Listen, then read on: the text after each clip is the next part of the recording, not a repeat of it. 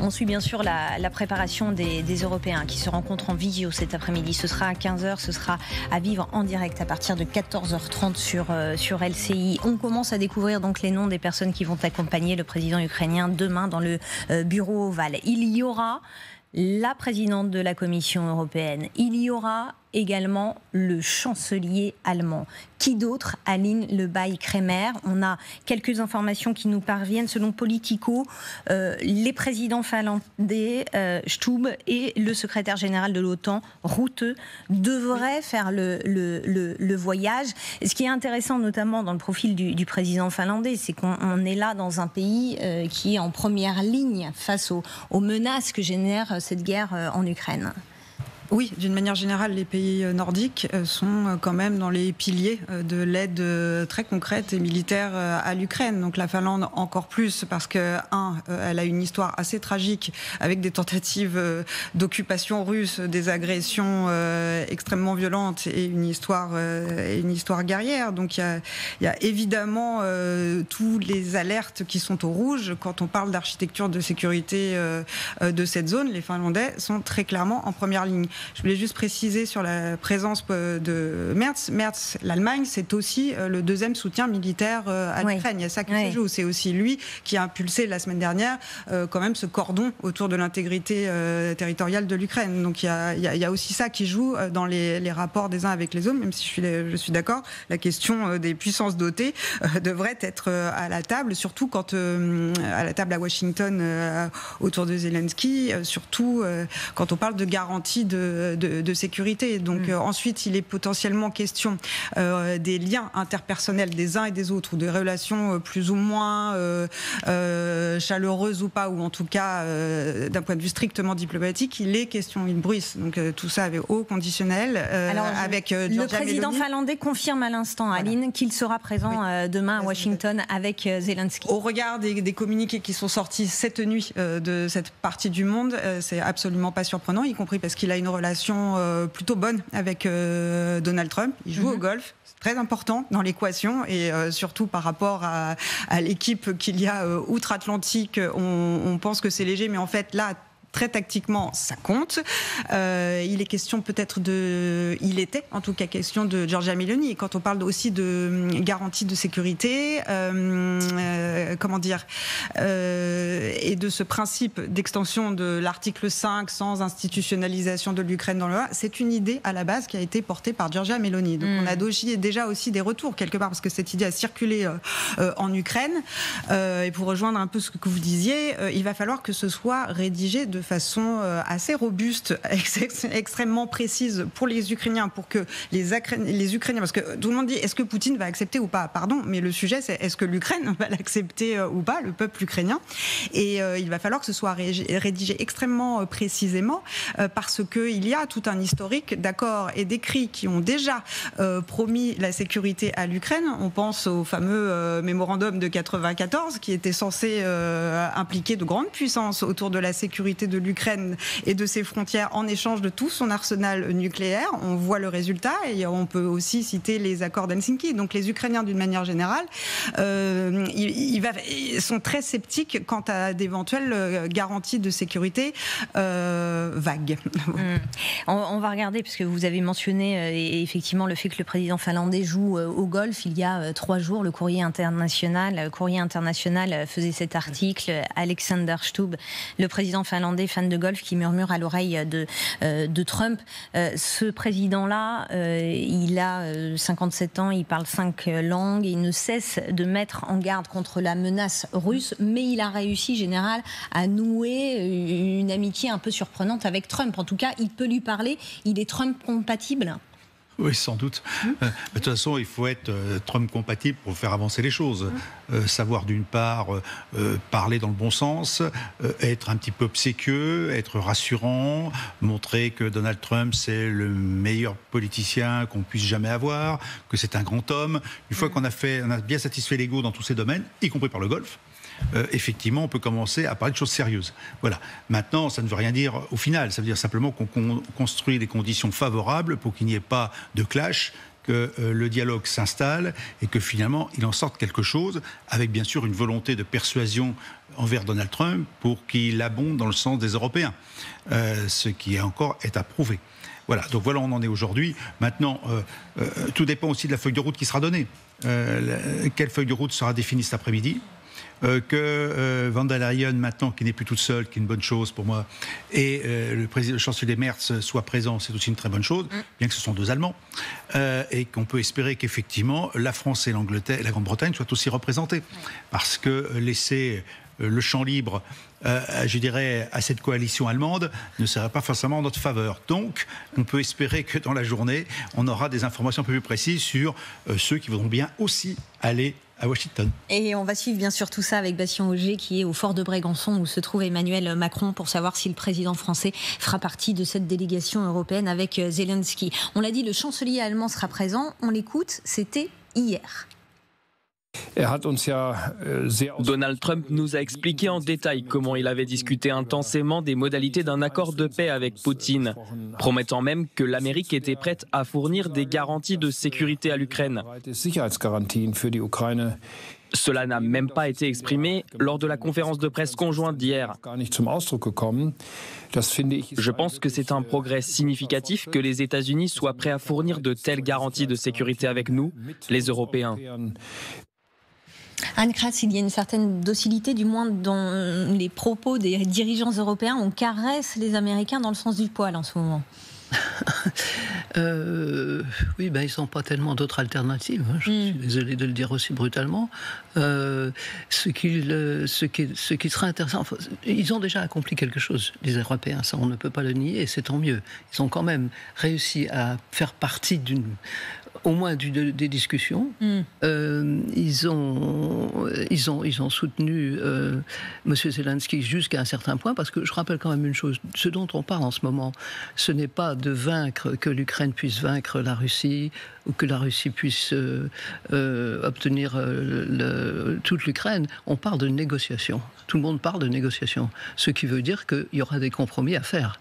C'est tout. Et on peut pas le voir d'une autre façon. Donc les compromis devront être faits de la part des Russes, on l'espère, et de la part des Ukrainiens aussi. Donc c'est pas la peine de se voiler la face. Il y aura quelqu'un qui va perdre quelque chose, il y aura quelqu'un qui va gagner quelque chose. On espère que ça se passera le mieux possible. Et là, la contribution des Européens est importante parce qu'ils ont montré quand même leur solidarité, qui n'est pas souvent le cas d'ailleurs, parce que les Européens sont plutôt divisés sur beaucoup de sujets. Le problème, c'est comme le disait le général à l'instant, je pense que le choix de Madame von der Leyen, bien que je ne la considère pas comme une petite fille, n'est peut-être pas le meilleur pour approcher Trump et ses conseillers, puisqu'on sait que M. Trump ne l'aime pas, puisqu'on parle des relations, des gens qui jouent au golf. Entre parenthèses, quand on parle de la Finlande, je suis toujours un peu étonné quand même qu'on ne parle jamais du fait que la Finlande a été alliée des nazis pendant 3 ans, pendant la Seconde Guerre mondiale. Donc ils n'étaient pas non plus des gens formidables tout le temps. Ils ont été alliés des nazis pendant la Deuxième Guerre mondiale. Donc simplement pour le dire en passant, mais le fait que le président finlandais joue au golf avec Trump, c'est peut-être un atout, c'est pas sûr, ça dépend de son handicap. Ça dépend s'il joue mieux que Trump ou s'il joue moins bien. Donc voilà, on en est là. Les Européens ont réussi quand même à montrer qu'ils existent et qu'ils peuvent avoir une petite influence. On espère que ça sera la plus grande possible, cette influence.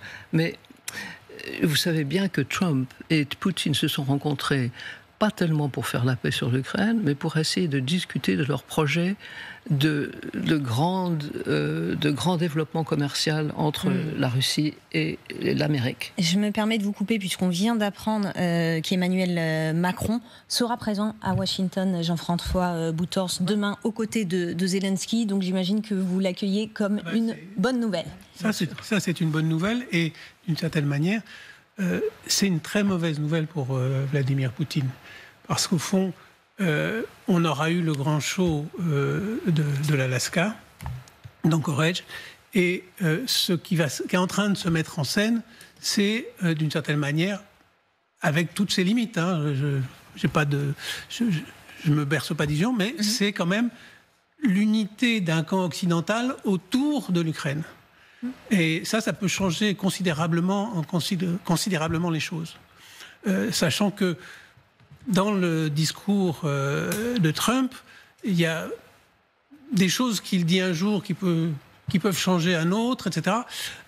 Donc, ce qu'il a promis à Poutine, je veux dire, autant, moi je ne fais pas très confiance aux garanties de sécurité promises, qui pourraient être promises, mais autant d'une certaine manière, je pense que Poutine n'a pas de raison non plus de faire trop confiance Donc on peut encore avoir des changements de météorologie diplomatique importants à partir de ça. Et ça, c'est un très très bon signe. Alors, Général Chauvency, sur la présence d'Emmanuel Macron demain à Washington, ça va apporter quoi? On va peut-être rappeler d'abord la nature des relations entre les deux hommes, entre Emmanuel Macron et Donald Trump. Oui, ils sont censés être corrects, me semble-t-il, même si je pense que le président Macron a été un petit peu agacé par les différentes positions de Donald Trump. Donc, d'un autre côté, n'oublions pas que le président Macron est celui qui a été quand même le plus allant depuis un certain nombre de mois sur le soutien à l'Ukraine. Il a été même particulièrement offensif. Donc je pense que le président Macron y soit, c'est une excellente chose, parce qu'il est leader de cette coalition des volontaires. Il ne faut pas l'oublier. Maintenant, la question est de savoir comment vont-ils parler à tous contre un?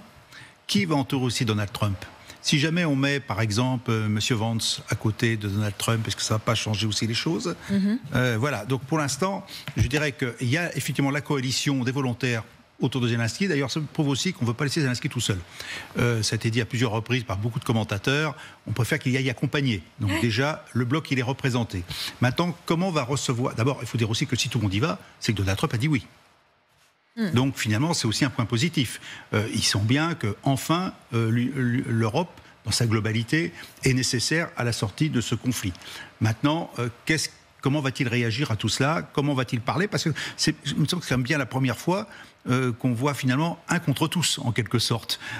Donc, je pense que la gestion psychologique de la séance sera importante pour éviter justement que Donald Trump, finalement, s'énerve, ou bien dise des choses qu'effectivement, le lendemain, il contredira. Donc, à la limite, il faudrait presque qu'à l'issue, il y ait un vrai communiqué commun des uns sur ce qui est accepté, ce qui va être fait. Je pense que c'est l'objectif des Européens, qui est vraiment un acte pas uniquement verbal, qu'il y a vraiment quelque chose de précis qui soit établi. Et puis après, dans ce cas, Trump sera un peu lié à ce qui aurait été signé. Mais je vais peut-être un peu loin dans mon analyse. Alors, je rappelle le profil des personnes qui vont accompagner Zelensky demain à Washington. La présidente de la Commission européenne, Ursula von der Leyen, le chancelier allemand Merz, le président finlandais et le président français, Aline Lebay-Kremer. Quel est le poids de la présence d'Emmanuel Macron dans cette délégation européenne demain, aux côtés du président ukrainien? Plusieurs éléments. Petit 1, il est quand même considéré par les Ukrainiens eux-mêmes comme l'un des piliers du soutien politique à l'Ukraine depuis extrêmement longtemps. Il y a eu quand même d'autres cas extrêmement critiques ou de temps critiques qu'on a tendance à oublier à la vitesse à laquelle va l'actualité. Mais il y a eu des moments extrêmement critiques pour l'Ukraine où le pilier du soutien politique a été Emmanuel Macron. Ensuite, il est, comme ça a été rappelé, quand même à l'initiative de cette fameuse coalition des volontaires. Donc, puisqu'il est question de garantie de sécurité, puisqu'il est question de la mettre sur le devant de la scène, il est assez logique que ce soit via aussi la présence d'Emmanuel Macron qu'elle soit représentée. Ensuite, il y a, dans les têtes de chacun, le scénario à éviter, c'est le désastre du 28 février et la façon dont s'est passée cette première réunion. Donc il y a ce cordon qui se remet en place. Alors là, on est vraiment au sens politique absolu du terme. Les alliés accompagnent l'Ukraine en expliquant, et ça ils le disent depuis plusieurs jours, donc là ils font de la politique aussi, ça s'appelle, il y a diplomatie, mais là on est dans des gestes extrêmement politiques. Rien sur l'Ukraine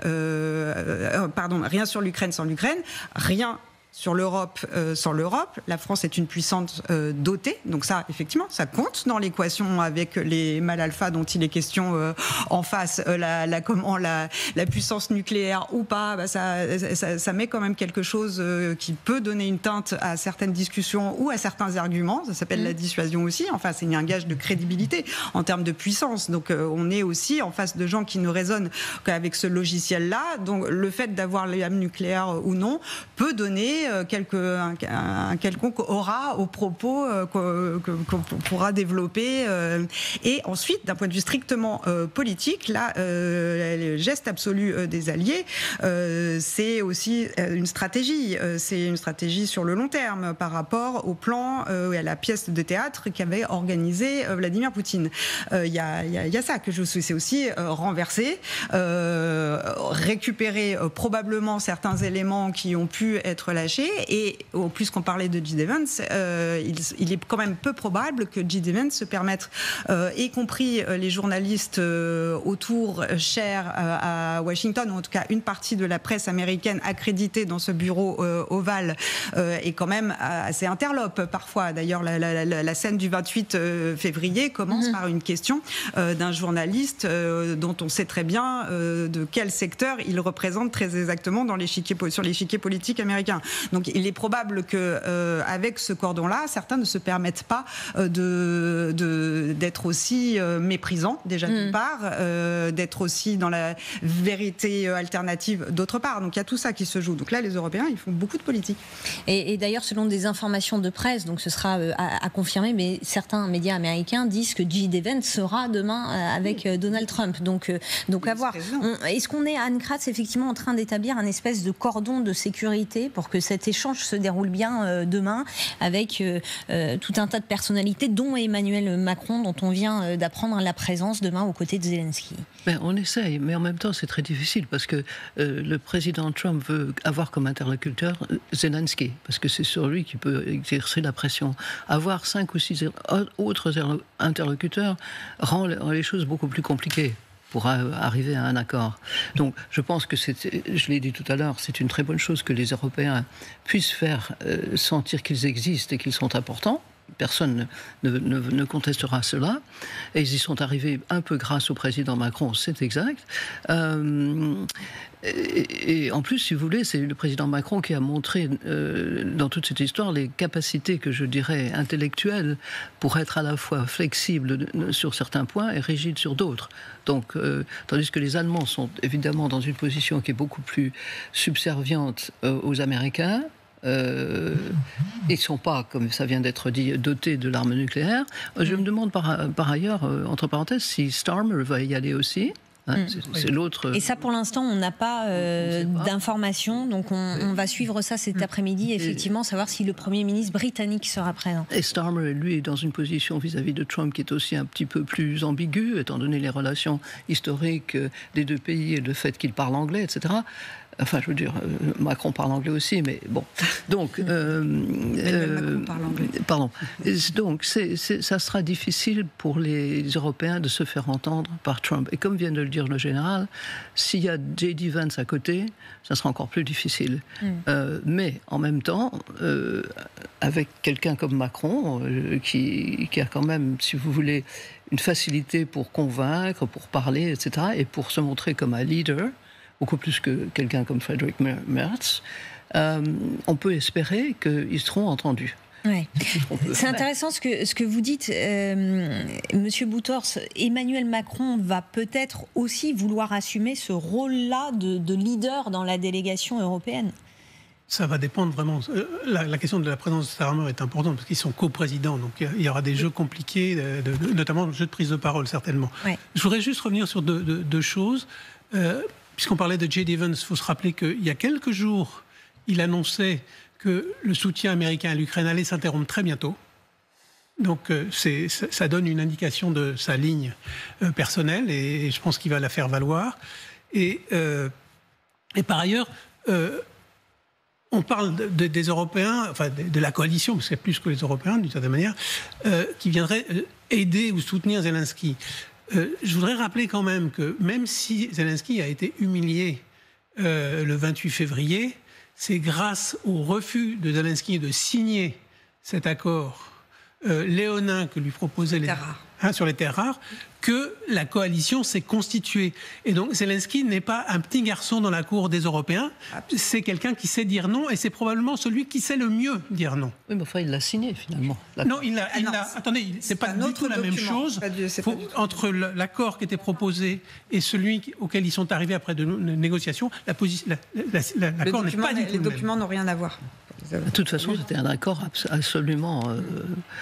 Ils ont rattrapé un accord correct par rapport au premier draft qui était un racket organisé. Les Ukrainiens ont réussi à obtenir un accord correct. Oui, enfin c'est un accord qui n'aurait jamais dû avoir lieu, qui n'aurait jamais dû lui être proposé. C'était assez ignoble, je trouve. Mais bon. Général, pour revenir sur les objectifs des Européens qui accompagnent Zelensky demain à Washington, quels vont être leurs objectifs? Que veulent-ils passer comme message? Que veulent-ils décrocher? Quand on prend les déclarations des uns ou des autres depuis le départ, ils veulent que les Russes quittent le territoire ukrainien. Donc déjà qu'on est à ce niveau-là, je vois mal aujourd'hui comment le message pourra passer, même vis-à-vis de Trump. Car aujourd'hui, d'un côté, on a les Européens qui parlent les principes à respecter, le refus d'un résultat positif d'une agression, retour au droit international, et exige que la Russie quitte l'Ukraine et les territoires occupés à la date d'aujourd'hui. Voilà. Donc, à partir du moment où on a cette position-là qui n'a pas été amendée à la date d'aujourd'hui, quelle peut être la réaction en face avec ce qu'on a vu depuis 48 heures? Ce n'est pas vraiment ce qu'on entend. Donc, à quel moment, je dirais, un accord pourra être fait sur quelle base? Moi, à la date d'aujourd'hui, j'ai du mal à voir ce que les Européens pourront obtenir dans ce domaine-là en particulier. Maintenant, ils vont peut-être trouver des solutions, je dirais, amendables, qui permettront finalement de sortir de cet échange un petit peu, je dirais, frontal sur les objectifs, de telle façon qu'on puisse avancer petit à petit vers un accord de paix qu'il faut bien reconnaître n'arrivera pas avant un certain temps, plusieurs mois vraisemblablement, mais au moins apporter je dirais, pas un affaiblissement, mais un assouplissement peut-être de la volonté européenne, à condition que ça soit fait en accord avec le président Zelensky. Donc actuellement, on est quand même sur une certaine incertitude. Il y a une position forte d'un côté, mais peut-être avec des exigences qui ne vont pas être satisfaites. De l'autre côté, il y a aussi des exigences fortes, mais qui ont un peu plus de chances d'être satisfaites à cause de Trump qui donne son soutien. Donc quel va être le rôle de Trump pour concilier les deux parties, pour obtenir quelque chose d'acceptable par le plus grand nombre? Ça, par contre, j'avoue que je n'ai pas vraiment de solution et d'amendement en termes d'analyse possible, parce qu'actuellement, les positions européennes sont très claires. Si je peux ajouter un mot, pour aller dans le sens de ce que dit François Chovancy, c'est que c'est peut-être la raison pour laquelle Trump a accepté l'avenue des Européens. C'est pour que les Européens fassent pression sur Zelensky en disant: on est là, on va tenir les trucs, mais sois raisonnable. Oui, c'est possible. Je pense que c'est la condition, sans doute, s'il y a un pari de Trump, il est là, sur le rôle des Européens, chez lui. Après, ça ne se passera peut-être pas comme ça. C'est sans doute ce sur quoi il compte. Aline Le Bailly-Kramer. Il est possible aussi que revienne sur la scène, parce que c'est urgent, c'est la question du cessez-le-feu, qui était censé être l'objet de la première réunion en Alaska, même y compris du côté de Trump. Donc ça a été abandonné parce que il a reculé face au spectacle poutinien. Mais enfin, il n'est pas non plus exclu que ça revienne aussi, parce que moi je veux bien, mais je connais un peu l'Ukraine quand même. Il ne sera pas possible à Zelensky de signer quoi que ce soit qui soit en lien avec une cessation de territoire lundi. Non. Parce qu'il y a une constitution en Ukraine, il y a un peuple qui dit majoritairement non. Le peuple dit grosso modo oui, on veut négocier des choses plutôt que de rester encore 5 ans dans des tranchées. C'est une évidence. Voilà, il y a tellement de souffrance que oui. Mais enfin, sur la question de la cession institutionnelle d'un territoire quelconque ukrainien, la réponse est non en majorité. Et le président Zelensky, comme toutes les autorités ukrainiennes, suivent ce que veut la majorité majorité du peuple. C'est une démocratie. Donc Poutine, il peut décider. Non, mais il y a aussi deux modèles là qu'on met en parallèle. Le fonctionnement de la Russie n'a rien à voir. C'est une autocratie.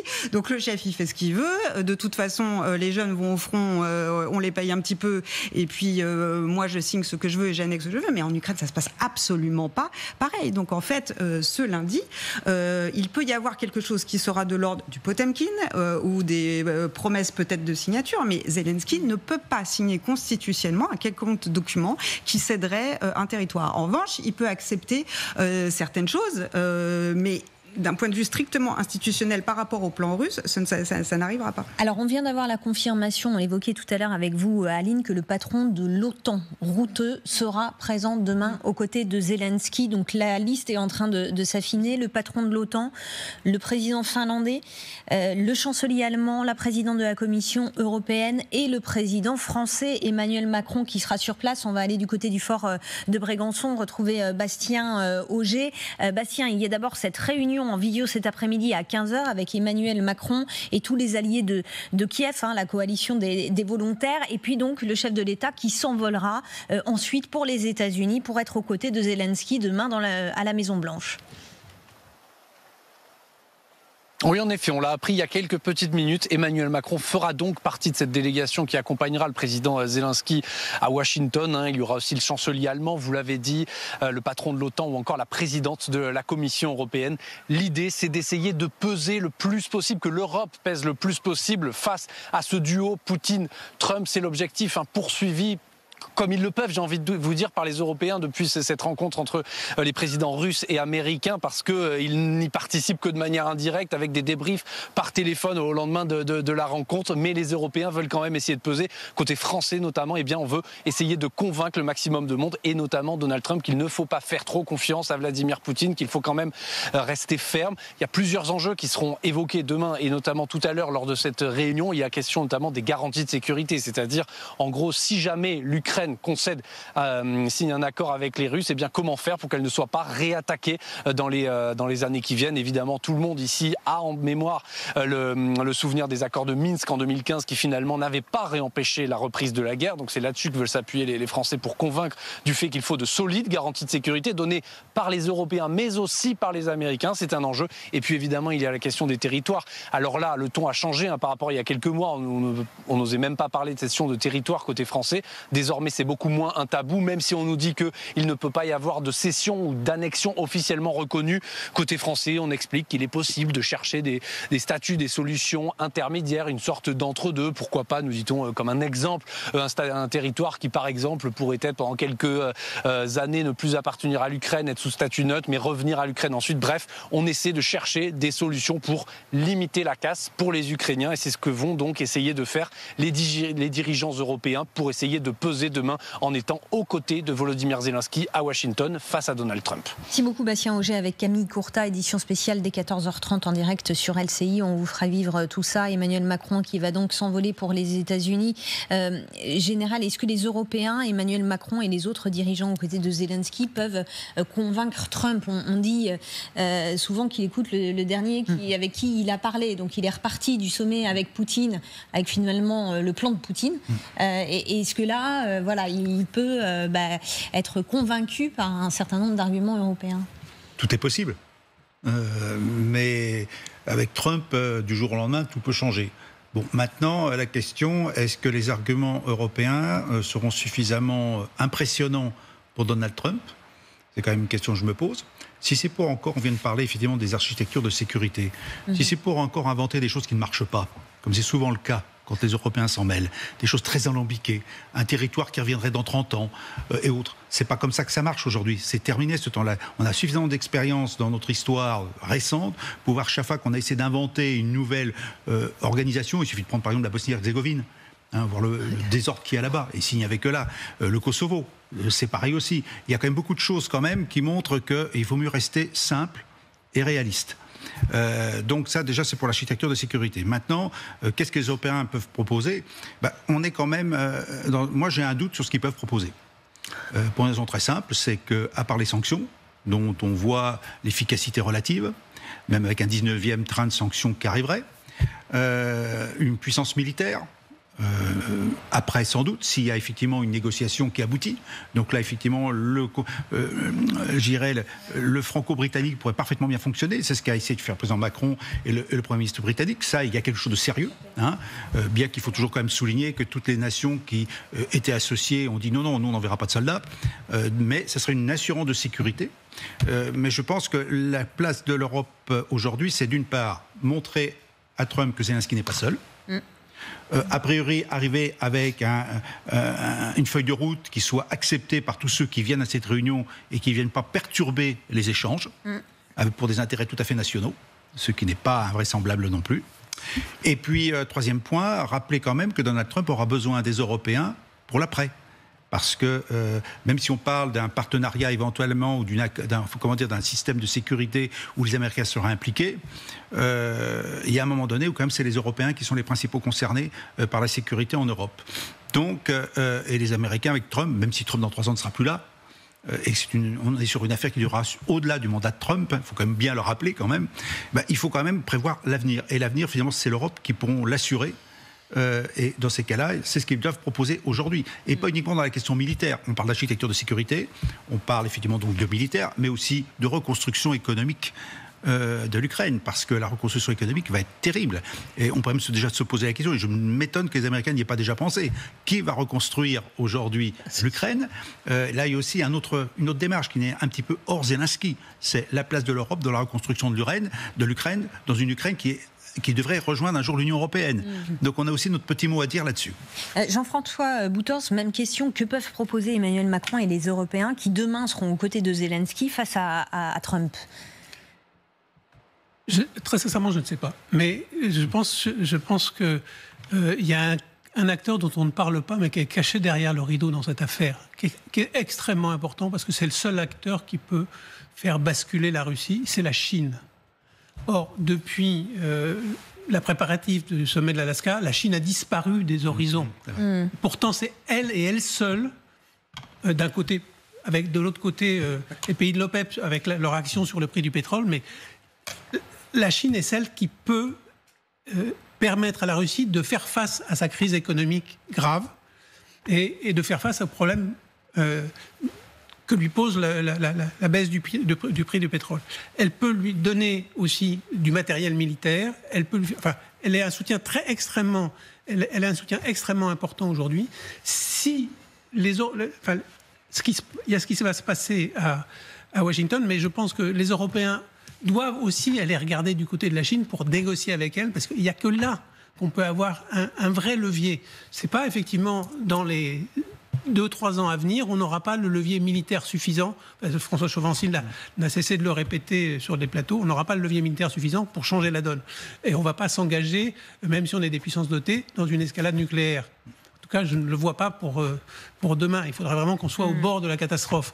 Mais sinon, qui peut faire bouger, qui peut contraindre la Russie de changer de pied ? Il n'y a que la Chine.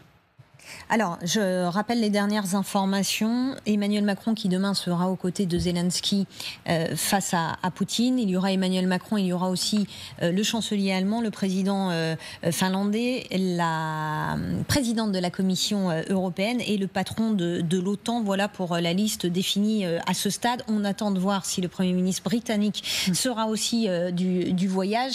Aline, vous vouliez faire une précision ?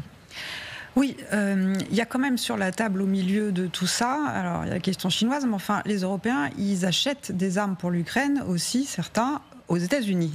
Et donc la question, la phrase, la sortie de J.D. Vance, à mon avis, il y a quelques jours, était beaucoup plus de l'ordre idéologique que factuel. Parce que factuellement, ces livraisons d'armes, ce soutien militaire a dynamisé une partie du secteur américain. Il y a ça qui se joue aussi, et ils le savent très bien.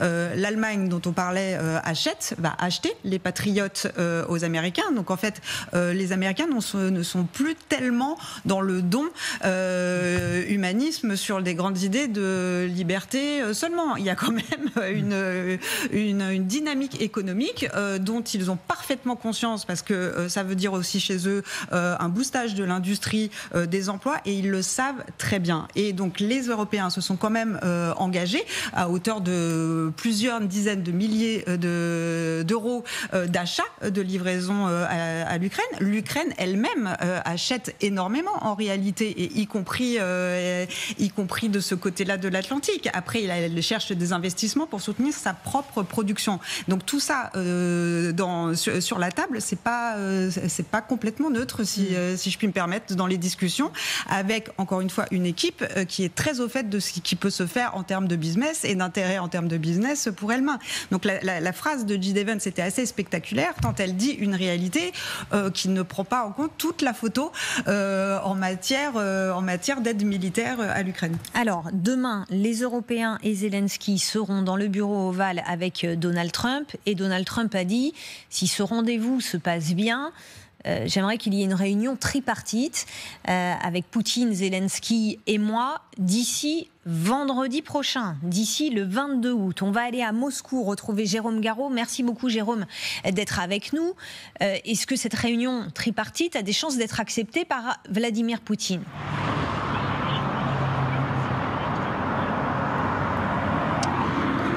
Bonjour à tous. Alors cette possible réunion à 3 n'est pas escamotée d'abord par les médias russes qui en parlent depuis hier, mais jusqu'à présent le Kremlin, on va dire, est resté relativement flou.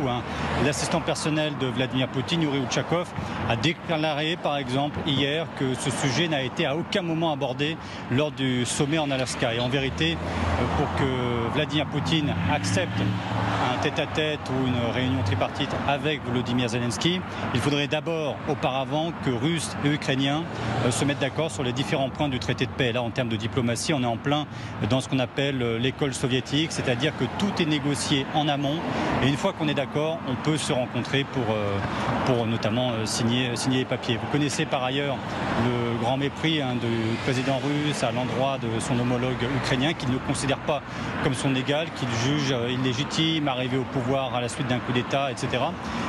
Dans le passé, il y a quelques mois, c'était en mai dernier, Volodymyr Zelensky avait déjà proposé une rencontre en Turquie, et Vladimir Poutine n'avait même pas péri la peine de répondre. C'est le porte-parole du Kremlin les jours suivants qui a un petit peu détaillé la ligne en expliquant qu'avant toute rencontre, il fallait d'abord avoir un document préparé, rédigé par les négociateurs. Merci beaucoup, merci Jérôme en direct de Moscou pour LCI. On va regarder justement ce que dit CNN. Le président Donald Trump veut organiser une réunion tripartite avec Zelensky et Poutine. Le président américain veut organiser ce sommet donc d'ici vendredi prochain. Ça va s'afficher à l'écran. Anne, est-ce que vous y croyez, vous, à cette trilatérale, et est-ce que c'est par là qu'on pourrait avancer vraiment vers la paix en Ukraine ? Je suis pas sûr. Je pense que Trump a les moyens devrait avoir les moyens de la faire arriver. Mais enfin, il me semble aussi que M. Zelensky avait fait passer une loi qui lui interdisait de parler à Poutine. Je ne sais pas exactement comment ça se passe. Si elle devait avoir lieu, M. Zelensky se trouverait entre deux personnalités extrêmement fortes, Poutine et Trump, et malgré tout son courage dont il a fait preuve abondamment, je ne sais pas s'il en sortirait gagnant. Donc je ne sais même pas si c'est une bonne idée pour lui d'y aller. D'un autre côté, il est certain que maintenant tout le monde est convaincu, en tout cas la plupart des gens sont convaincus que arrêter la guerre serait une bonne chose en premier lieu pour les Ukrainiens, en second lieu pour les Européens, et en troisième lieu pour les Russes. Parce que finalement, les Européens seront les dindons de la farce dans cette histoire. C'est eux qui vont devoir tout payer, et c'est eux qui sont, si vous voulez maintenant, se sont mis dans une position Ils sont devenus des adversaires de la Russie et moi je ne crois pas du tout à une quelconque attaque de la Russie envers un pays de l'OTAN dans les années qui viennent, mais en revanche il n'est pas impossible que les Russes, même s'ils arrivent à un accord maintenant, effectivement reprennent un peu les combats contre l'Ukraine. Je fonde mon espoir personnellement sur cette nouvelle qui est tombée hier et que j'avançais hier moi-même, c'est-à-dire une garantie de sécurité qui soit comparable à celle de l'OTAN. Après ça, on ne peut pas trouver mieux dans un sens. Si elle est vraiment, comme on l'a dit tout à l'heure, si elle est vraiment bien expliquée, si les détails, parce que le diable est dans les détails, comme chacun sait. Donc voilà, à partir de là, il faudra faire quelques concessions, mais certaines concessions pourront être faites, comme ça avait déjà été évoqué, non pas de jure, mais de facto. Donc ça, évidemment, comme le dit François Chauvency, c'est toujours une solution un peu boiteuse, mais enfin, il n'y a qu'à regarder Chypre, ça peut durer très très longtemps. Et ça pourrait être un répit bien mérité pour les Ukrainiens, de façon à refaire leur économie, etc. Il y a un point sur lequel je voudrais aussi jeter la lumière, c'est le problème économique de l'Ukraine. Michel Fayard et moi, qui étions sur ce plateau hier, avons discuté du problème du financement par le... Comment ça s'appelle en français? Le FMI. International Monetary... IMF, c'est MFI, je sais pas comment. Le FMI. FMI. Donc le FMI est, comme chacun sait, financé en très grande partie par les Américains, pas seulement bien entendu, mais c'est les plus gros contributeurs. Comme on l'entend par-ci par-là, des gens comme J.D. Vance et autres disent on va plus donner on va dire au MFI, FMI, pardon, plus d'argent pour l'Ukraine. Ça sera vraiment très difficile pour l'Ukraine. Parce qu'à ce moment-là, qui est-ce qui devra compenser cela? Ce sont les Européens. Les Européens sont dans un état, la France en particulier, au niveau financier, qui est absolument pas brillant. Et donc tout ça, ça va compliquer l'histoire de l'Ukraine considérablement. Aline. À ce détail près, c'est pour ça que je disais tout à l'heure que la déclaration de J.D. Vance de ces derniers jours était, à mon avis, essentiellement idéologique, parce qu'on parlait du deal sur les terres rares. Qu'est-ce qu'il y a en contrepartie de ce deal sur les terres rares? Il y a notamment de l'argent, tout de suite, pour l'aide militaire, mais aussi la reconstruction. Et sur ces questions de reconstruction, parce que j'ai quand même suivi beaucoup de dossiers de ce point précis de l'histoire de l'Ukraine, il y a énormément de choses qui sont déjà enclenchées. Les questions de reconstruction, ce qui avait d'ailleurs surpris énormément dans la logique, en fait, sont arrivées quasiment tout de suite dès 2022. Il y a des projets de reconstruction, c'est un point crucial de tous les accords bilatéraux qui ont été signés entre l'Ukraine et beaucoup d'États, y compris beaucoup d'États européens. La France elle-même est engagée dans des projets. Il y a des industries qui s'implantent aussi. Déjà, il y a sur les dossiers de coproduction d'armement, avec probablement d'ailleurs un grand automobiliste français qui va aller fabriquer des drones en coproduction. Mais ça c'est à l'échelle française. Mais les Ukrainiens se démènent vraiment. J'en suis la témoin de par-delà toutes les mers et tous les océans pour aller chercher justement des investisseurs. Et ça marche. Enfin, je veux dire, c'est quand même des points qui sont non négligeables dans tous les accords bilatéraux qui ont été aussi signés, et y compris avec les États-Unis. Oui, mais personne ne le conteste, mais il y a une différence entre ça et pouvoir payer les salaires des Ukrainiens avec les prêts du FMI. On va poursuivre nos échanges dans un instant. On va poursuivre nos échanges dans un instant, puisqu'il est 13h. Si vous nous rejoignez, on suit ce qui se passe cet après-midi et ça bouge. On apprend que Volodymyr Zelensky sera entouré des Européens demain lors de son rendez-vous avec Trump à la Maison-Blanche. Il y aura plusieurs dirigeants européens, dont Emmanuel Macron. Bastien Auger, vous êtes au fort de Brégançon où se trouve le chef de l'État qui, après sa réunion en visio cet après-midi, va donc prendre la direction des États-Unis. Oui, exactement. On l'a appris il y a quelques minutes. Il sera aux côtés de Volodymyr Zelensky, donc pour cette rencontre demain décisive avec Donald Trump, avec d'autres Européens, notamment le chancelier allemand Friedrich Merz, qui sera présent, Ursula von der Leyen, la présidente de la Commission européenne aussi, pour ne citer que. L'idée, c'est évidemment d'essayer pour l'Europe de peser le plus possible face à Donald Trump et en soutien de l'Ukraine. Il y avait quand même cette inquiétude avouée à demi-mot du côté des Français après la rencontre en Alaska, en disant côté français, On voyait bien que Donald Trump semblait pressé de conclure un deal avec Vladimir Poutine, et cela pouvait inquiéter les Français, les Européens sur une tentation de trop céder au nom de l'Ukraine, et donc c'est essayer de pourpeser le plus possible que les Européens et donc Emmanuel Macron vont être aux côtés de Volodymyr Zelensky, avec deux objectifs toujours, essayer notamment d'obtenir le plus de garanties de sécurité possible pour l'Ukraine en cas d'accord, et puis parler aussi de ce que l'Ukraine est prête ou pas à concéder en termes de territoire, même si on le dit, côté français, côté européen,